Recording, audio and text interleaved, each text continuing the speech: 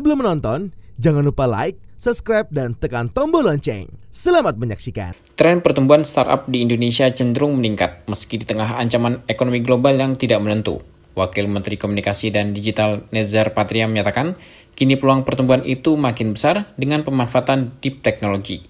Menurutnya, teknologi mutakhir memungkinkan startup memberikan alternatif solusi atas permasalahan yang kompleks dan menjadikan Indonesia sebagai startup powerhouse di Asia Tenggara.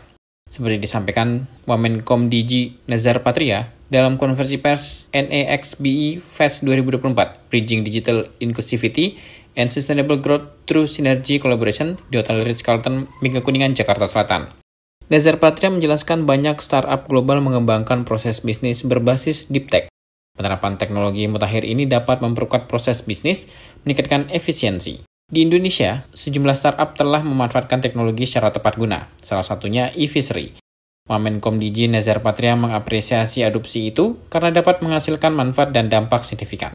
Bahkan sudah menjadi unicorn atau memiliki visual lebih dari 1 miliar US dollar. Nezar Patria juga mendorong generasi muda untuk memanfaatkan teknologi secara kreatif dengan mendirikan startup digital. Bahkan Kementerian Komdigi akan mendukung pertumbuhan startup melalui Direktorat Jenderal Ekosistem Digital. Menurut Wamen Nezar Patria, dukungan itu akan terus ditingkatkan seiring animo generasi muda dalam mendirikan startup. Bahkan pemerintah menargetkan agar Indonesia menjadi startup powerhouse di tingkat Asia Tenggara. Oleh karena itu, Nezar Patria mengajak kaum muda untuk tidak hanya menjadi penonton tetapi juga menjadi pelaku startup yang dapat membawa Indonesia menjadi pemimpin regional di Asia Tenggara. Ekonomi digital kita diproyeksikan di tahun 2030 kurang lebih mencapai 366 miliar US dollar. Dan pertumbuhan ekonomi digital di kawasan sendiri itu mencapai 1 triliun US dollar. Dan tentu saja ini angka yang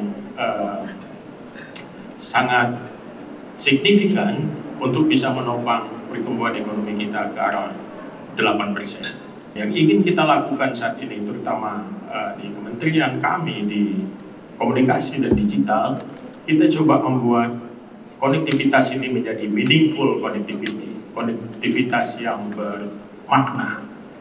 Apa itu konektivitas yang bermakna? Sebuah konektivitas memberikan dampak kepada pertumbuhan sosial dan ekonomi.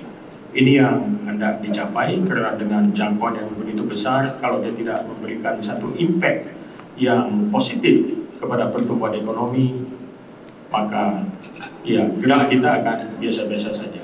Dan dari Kementerian Komunikasi dan Digital, kami percaya adopsi teknologi digital itu akan memberikan impact yang cukup signifikan untuk pertumbuhan ekonomi, terutama ke arah 8%. Kita berada di persimpangan yang cukup kritikal dan karena itu dibutuhkan satu semangat yang tinggi, kolaborasi, dan juga optimisme dalam menghadapi banyak tantangan-tantangan ke depan.